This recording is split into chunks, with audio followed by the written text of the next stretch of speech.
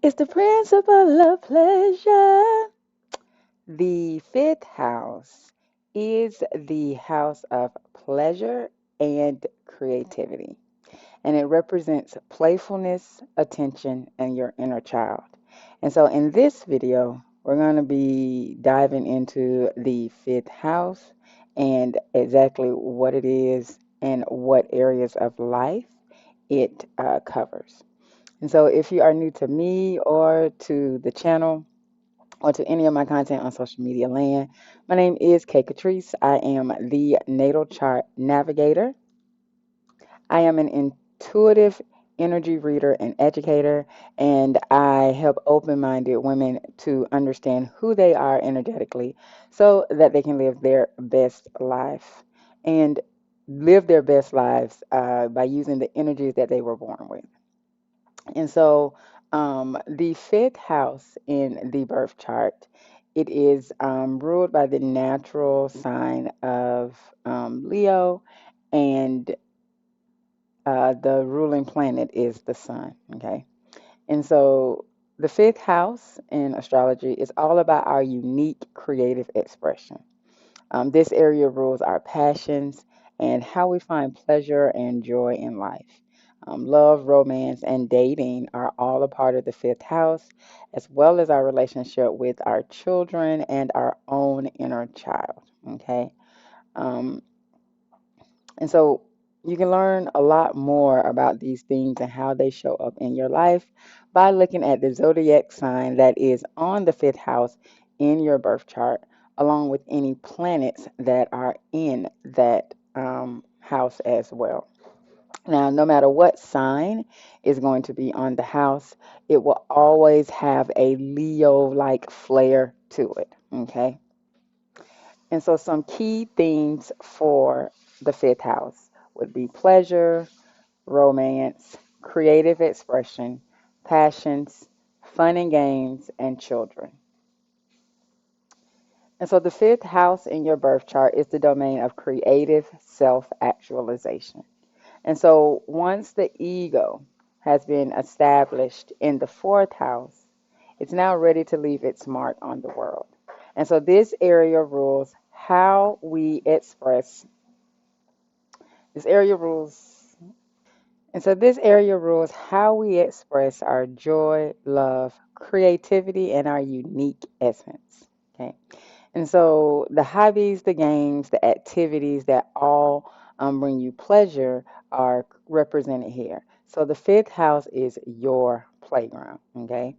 Now, this house also speaks to your courage to take risks, and so, romance, which perhaps is the greatest risk of all, is a fifth house matter. Okay. And so, this is the house where you can tap into your willingness to put your heart on the line in the hopes that it will find you lasting happiness. Okay. And so, now, committed relationships and deep intimacy, those are more so the domain of the seventh and eighth houses. Fifth house rules the early stages of love.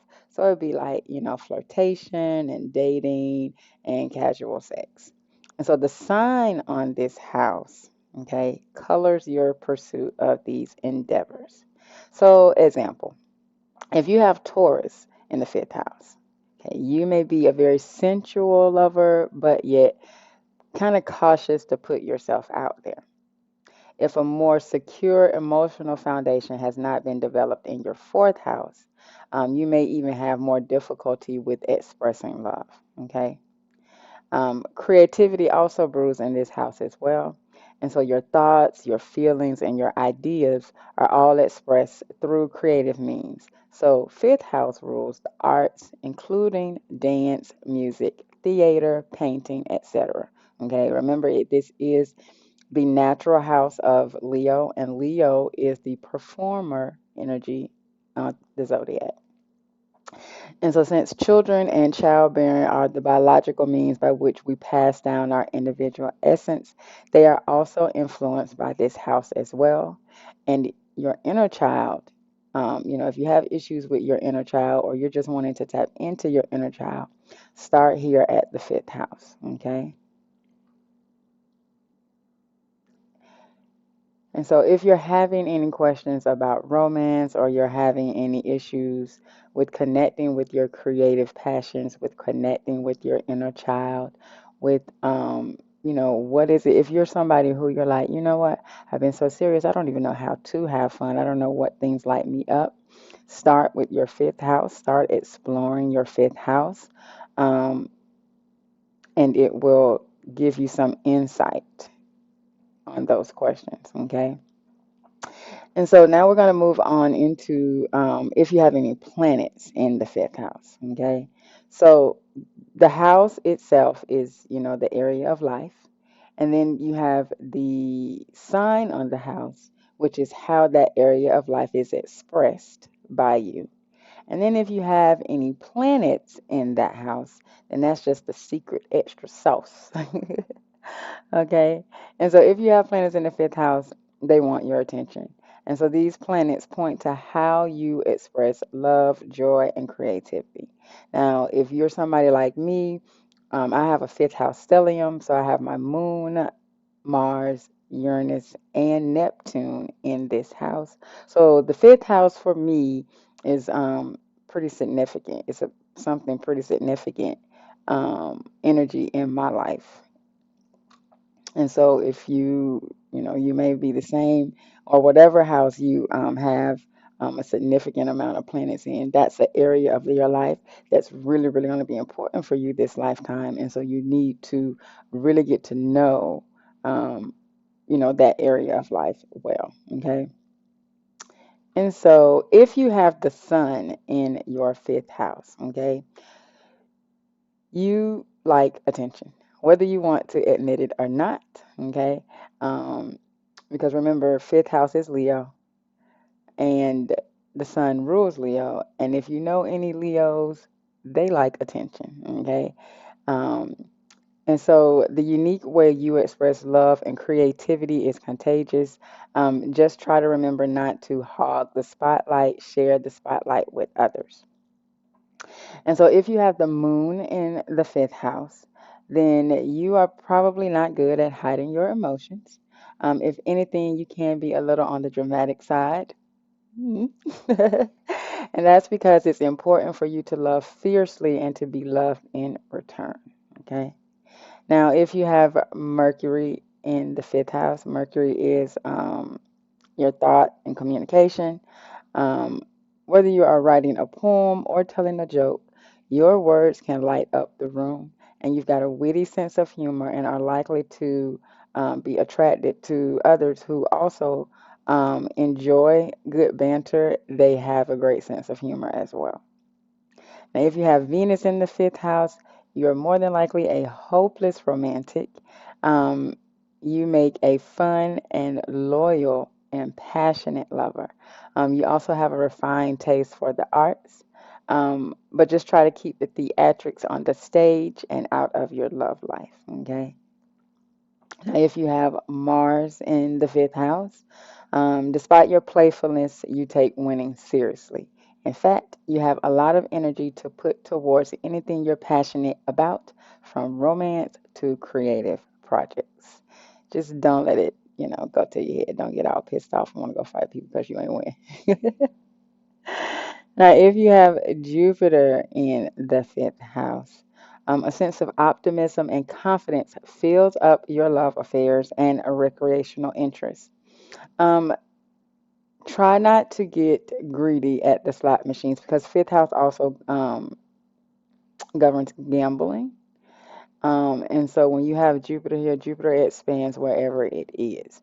And so, if you do like to play the slot machines, just try to be mindful that, you can go a little overboard. And so you want to watch that, okay? You don't want to lose or risk any money that you really don't have to risk. Now if you got it, you know, but you still want to be mindful. You don't want to overindulge. Okay. And children can bring you much joy and prosperity. Now, if you have Saturn in the fifth house, you may feel guilty about having fun, but you shouldn't. But you can't help it because Saturn is the planet of restriction and seriousness and discipline. Um, and so try not to take things so seriously. You hear people, they be like, oh, you need to lighten up. And, people are like, I can't lighten up. I don't know how to. You probably have Saturn in the fifth house. And it's a time to be serious, but it's also a time to play. And so for you, you just have to learn when to be serious and when to play. Now, if you have Uranus in the fifth house, it's very obvious that you like to do things a little differently from most. And people more than likely notice when you walk in the door. Go ahead and tell them to clear the floor because you need room to express yourself. And they're gonna like the way you express yourself too. They'll be like, dang, she a little different. She a little weird, but she different. I like it. Or he. um, Neptune, if you have Neptune in the fifth house, your vivid imagination makes you a very creative individual. However, some of your hopes and expectations in romance may not be grounded in reality.